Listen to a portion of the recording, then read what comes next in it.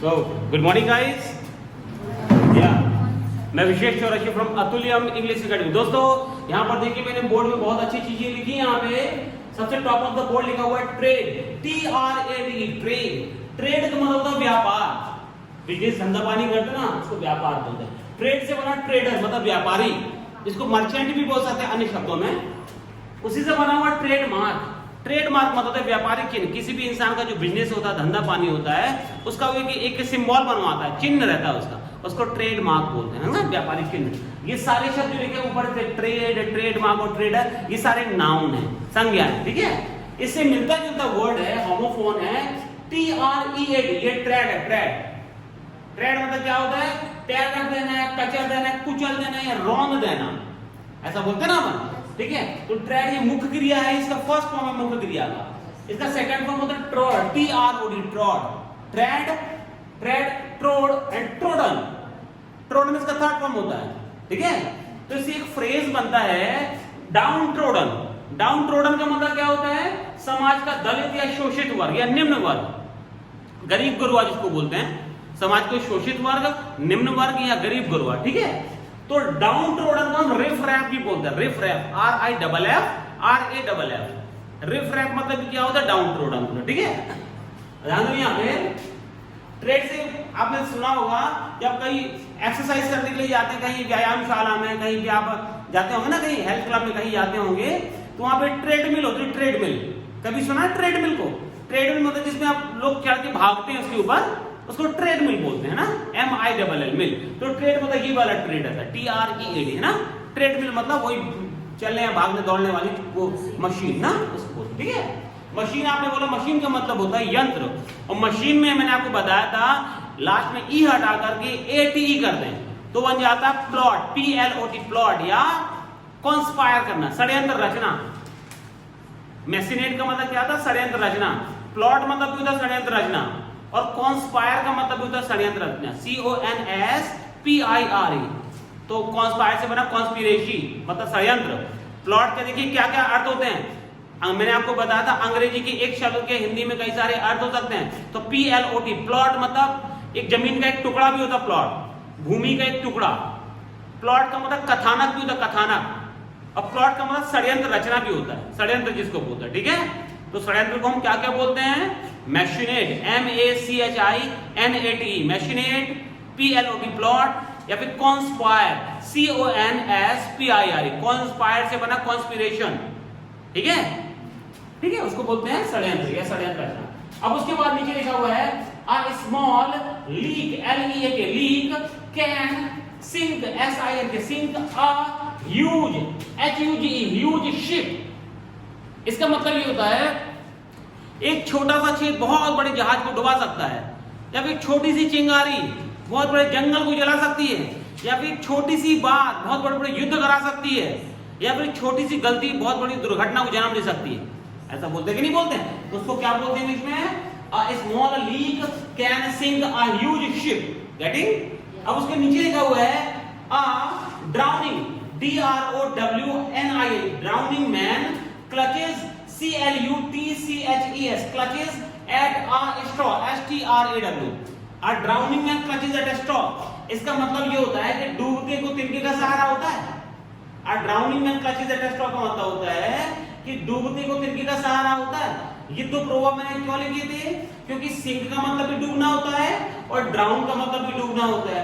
तो सिंक का यूज करते हैं हम नॉन लिविंग थिंग्स के लिए, निर्जीव के लिए, और ड्राउन का यूज करते हैं सजीव के लिए, स्पेशली मनुष्य के लिए, ठीक है। अब ध्यान सुनिए, यहाँ पे लिखा हुआ हग, HUG, हग का मतलब क्या था? एम्ब्रेस करना, गले लगाना या गले लगना है, गले मिलना, इसको हम एम्ब्रेस करना भी बोलते हैं, EMBRACE, एम्ब्रेस। तो हग का मतलब क्या था? एम्ब्रेस करना भी होता है, ठीक है। उससे मिलते जुलते एक वर्ड है embarrass, EMBARRASS, EMBARRASS, embarrass. Embarrass का मतलब होता है शर्मिंदा करना, एम्बैरेसमेंट मतलब शर्मिंदगी हो जाता है ना। तो एम्बैरेस मतलब होता है शर्मिंदा करना, ठीक है, आपको पता होना चाहिए, ठीक है। अब देखिए उसके नीचे लिखा हुआ है फ्रेज लिखा हुआ है, मुहावरा है, better late than never, BETTER, better, LATE, late, THAN, then, NEVER, never। Better late than never का मतलब होता है कि दुर्घटना से देर भली। गेटिंग? देखिए BETTER जो है ये गुड का कंपैरेटिव डिग्री होता है। Good, better, best. गुड मतलब अच्छा, बेटर मतलब उससे अच्छा या बेहतर, और बेस्ट मतलब सबसे अच्छा। तो BETTER जो है ये कंपैरेटिव डिग्री होती है गुड की। BE में हम BA कर दें, BATTER बेटर, इसका उच्चारण भी बेटर होता है BATTER। तो BATTER का मतलब होता है CHURN। चर्न। चर्न का मतलब मंथन करना या मथना। दही मथते कि नहीं मथते हैं, उसको चर्न करना बोलते हैं, तो बेटर करना बोलते हैं BATTER। ठीक है? तो BE की जगह हम BA करते हैं BATTER, तो इसका मतलब हो जाता है मंथन करना या चर्न करना, CHURN चर्न। लेकिन ये फ्रेज है बेटर लेट देन नेवर का मतलब होता है दुर्घटना से देर भली। लेट का मतलब होता है देरी, और लेट का ही मतलब स्वर्गीय भी होता है। बोलते हैं उनके पिताजी स्वर्गीय, तो स्वर्गीय को भी हम इंग्लिश में क्या बोलते हैं? लेट बोलते हैं। ठीक है? अब समझिए यहाँ पे नाउ और नेवर, ये भी एक फ्रेज है, ये भी एक फ्रेज है नाउ और नेवर। तो इसका मतलब होता है अभी नहीं तो कभी नहीं। नाउ और नेवर का मतलब होता है अभी नहीं तो कभी नहीं। उसके ठीक नीचे एक फ्रेज लिखा हुआ है सूनर और लेटर। सूनर या अभी नहीं तो बाद में, आज नहीं तो कल। ऐसा बोलते हैं आज नहीं तो कल उसको आना पड़ेगा, आज नहीं तो कल उसको आना पड़ेगा, अभी नहीं तो बाद में तुम्हें जाना पड़ेगा। कुछ भी मतलब इस तरीके से सेंटेंस बन सकते हैं कि आज नहीं तो कल, अभी नहीं तो बाद में।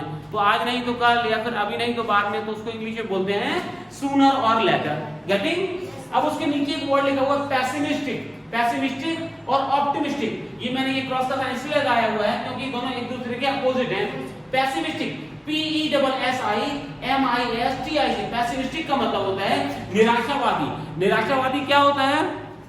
ना सुनिए, a person who always looks at या फिर sees at the negative point of anything. A person who always sees या फिर looks at the negative point of anything, मतलब एक इंसान जो हमेशा ही किसी भी चीज के नकारात्मक पहलू को देखता है या ध्यान देता है, उसको बोला जाता है पैसिमिस्टिक। और ऑप्टिमिस्टिक मतलब होता है आशावादी। पैसिमिस्टिक मतलब निराशावादी और ऑप्टिमिस्टिक मतलब आशावादी। OPTIMISTIC optimistic. ठीक है? तो ऑप्टिमिस्टिक का मतलब क्या होता है, इसकी परिभाषा कैसे देंगे? A person who always look at the positive side of anything. A person who always looks at या फिर sees the positive side of anything. एक इंसान, वह इंसान जो किसी भी चीज के हमेशा सकारात्मक पहलू को ध्यान देता है या देखता है, उसको बोलते हैं आशावादी। ठीक है? देखिए मैंने अभी आपको चीज बताई थी कि इंग्लिश का कोई शब्द होता है जिसके अंत में ISM जोड़ दें, ये जुड़ा रहता है ISM, जैसे फेमिनिज्म, विमेनिज्म, कैपिटलिज्म, ऐसा बोलते हैं ना, वाद, मानववाद, है ना, और भी बहुत सारे वाद करते हैं ना, स्त्रीवाद, फेमिनिज्म। ठीक है? तो इंग्लिश का कोई शब्द जिसके अंत में ISM जुड़ा होता है, उसका जब हिंदी में हम अनुवाद करते हैं, फिर हिंदी का मतलब निकालते हैं, तो उस ISM का हिंदी मतलब निकलता है वाद। वाद, मानववाद, स्त्रीवाद, पूंजीवाद, है ना। तो वाद, उस वाद का मतलब क्या होता है? वाद का मतलब होता है एक सोच, एक विचारधारा। वाद का मीनिंग क्या होता है? एक सोच, एक विचारधारा। गेटिंग? मेंटल डिजीज को बोलते हैं। गेटिंग? कोई आपसे डिस्कस करे तो बता पाएंगे ना, है ना। ये सब बड़े आपके लिए बड़े अच्छे शब्द हैं, बड़े अच्छे ज्ञान है, थोड़ा सा इकट्ठा करने की कोशिश करिए। ठीक है? अब ध्यान सुनिए यहाँ पे स्कॉर्पियो, SCORPI, स्कॉर्पियो का मतलब बिच्छू होता है। बिच्छू होता ना, तो बिच्छू जब डंक मारता है उसको काटना नहीं बोलते हैं, वो तो बिच्छू ने काट लिया। बिच्छू काटता नहीं, बिच्छू डंक मारता है। तो डंक मारने को हम बोलते हैं स्टिंग, STING। ये मुख्य क्रिया का फर्स्ट फॉर्म है। स्टिंग के तीनों फॉर्म होते हैं, स्टिंग, स्टैंग। आई की जगह ए कर दें तो सेकंड फॉर्म बन जाता है स्टैंग, और आई की जगह यू कर दें तो ये थर्ड फॉर्म बन जाता है।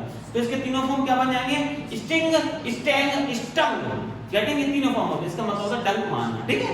अब उसके नीचे लिखा हुआ स्टिंग, STINK, स्टिंग, जी की जगह के कर दिया, यहाँ जी था, यहाँ के कर दिया। स्टिंग, स्टैंक, स्टंक, ये तीनों का मतलब, ये तीनों मुख्य क्रिया के first form, second form, third form. इसका मतलब है बदबू देना या बदबू छोड़ना। ठीक है? तो उसको क्या बोलते हैं? Stink, stank, stunk. गेटिंग? अब उसके ठीक नीचे लिखा हुआ है to feel, FEE, feel the sigh, SIGH, sigh of relief. To feel the sigh of relief का मतलब होता है जान में जान आना या चैन मिलना या राहत मिलना। बोलते हैं ना, अब मेरी जान में जान आई, तो कैसे बोलेंगे? आई मतलब सब्जेक्ट हो जाएगा। आई फेल्ट, फील का सेकंड और थर्ड फॉर्म क्या होता है? Felt. I felt the sigh of relief now, अब मेरी जान में जान आई, या फिर अब मुझे राहत मिली है, अब मुझे चैन मिला। I felt the sigh of relief now, Sai का मतलब होता है आंख भरना और रिलीफ मतलब होता है राहत, ठीक है। उसके नीचे लिखा हुआ है E excess E double S, excess of everything, EVERYTHING, excess of everything is bad. इसका मतलब ये होता है अधिकता किसी भी चीज की वो खराब होती है, या फिर संस्कृत में एक श्लोक है कि अति सर्वत्र वर्जयेत, जैसा बोलते हैं ना, अति सर्वत्र वर्जयेत, तो उसको इंग्लिश में कैसे बोलते हैं, excess of everything is bad, ठीक है। अब थोड़ा हम ये साइड पे आए, यहां लिखा हुआ है हाँ यूरेका, यूरेका, यूरेका एक एक्सक्लेमेटरी वर्ड है, विस्मयबोधक शब्द है। इसका मतलब होता है मुझे मिल गया, मुझे मिल गया, फिर मैंने पा लिया, मैंने पा लिया। जब हम किसी चीज की तैयारी कर रहे हैं या हम कोई चीज ढूंढ रहे हैं, कोई चीज सर्च कर रहे हैं, वो अचानक से हमको वो चीज मिल जाए तो उसको हम क्या बोलते हैं, खुशी से क्या बोलते हैं, मुझे मिल गया, मुझे मिल गया, मैंने पा लिया, मैंने पा लिया। उसको क्या बोलना चाहिए इंग्लिश में, यूरेका, यूरेका, ठीक है। और कुछ यहाँ पे लिखा है क्या जो मैंने नहीं बताया गाइस, देखिए ये वर्ब की काइंड लिखे हैं मैंने, क्रिया के प्रकार, कितने सारे क्रिया के प्रकार हैं, इसका डिस्क्रिप्शन में आपको आगे जाकर एक एक करके सारा बताऊंगा, लेकिन आप जो भी मेरे वीडियो देख रहे हैं उसको थोड़ा सा ये क्रिया के प्रकार सुन लीजिए, ठीक है। तो लिखा हुआ है helping verb, man verb, strong verb, strong verb का दूसरा नाम इरेगुलर वर्ब भी होता है, ठीक है। फोर्थ है weak verb, WEAK, weak verb को हम रेगुलर वर्ब भी बोलते हैं। अब पांचवा है auxiliary verb, AUXILIARY, auxiliary verb की संख्या 24 होती है।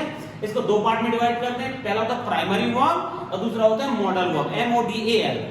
MODEL मॉडल मतलब होता है नमूना, और जो MODAL मॉडल मतलब होता है सहायक क्रिया, ठीक है। अब उसके नीचे लिखा हुआ है root form of the verb या फिर base form of the verb, ये भी हम आपको आगे आगे बताएंगे, ठीक है। कॉजेटिव वर्ब, नौवां सातवां है causative, CAUSATIV, positive verb. Transitive verb, TRANSITIV, transitive verb. Transitive verb को हिंदी में बोलते हैं सकर्मक क्रिया, और इंट्रांजिटिव वर्ब को बोलते हैं अकर्मक क्रिया। इन सबको हम एक एक करके आपको पूरा डिस्क्रिप्शन देंगे, सारा डिस्क्रिप्शन, ठीक है। अब उसके बाद 10वां लिखा हुआ finite verb, FINITE, finite verb, और दूसरा लिखा है नॉन फाइनाइट वर्ब, 11 पॉइंट है ना। तो यहाँ 12 इसका 12वां पॉइंट है be form of the verb, क्रिया का बी फॉर्म। ये हम आपको आगे आके बहुत चीजें बताएंगे, ठीक है। कुछ बचा तो नहीं इस पे, नहीं बचा ना, nothing is left over here. Listen दोस्तों, यदि अभी तक आपने हमारे YouTube channel Atulyam English academy को सब्सक्राइब नहीं किया है तो मैं आशा करता हूं आज ही आप मेरे YouTube channel Atulyam English academy को सब्सक्राइब करेंगे, ताकि मेरे द्वारा अपलोड किए जाने वाले सारे वीडियोस की नोटिफिकेशन और जानकारी आपको समय समय पर प्राप्त होती रहे, ठीक है। दोस्तों यदि आप मेरे वीडियोस को लाइक करते हैं, कमेंट करते हैं, तो ये मुझे बहुत मोटिवेटेड, मैं बड़ा मोटिवेटेड होता हूँ इन सारे आपके एक्टिविटीज से। आप मेरे वीडियोस को लाइक करते हैं, कमेंट करते हैं, तो मुझे बहुत सारा मोटिवेशन मिलता है, ठीक है। किसी भी स्पीकर, किसी भी वक्ता के लिए सबसे बड़ा मोटिवेशन हो तो उसको तालियां, और किसी भी जो फैकल्टी है, गाइड है आपका, उसका सबसे बड़ा, उसके लिए सबसे बड़ा मोटिवेशन हो आपके कमेंट्स, आपके लाइक्स उसके वीडियोस पे, ठीक है। तो मैं आशा करता हूँ आप मेरे वीडियोस को लाइक करेंगे, शेयर करेंगे और कमेंट जरूर करिए, ठीक है। Thank you guys.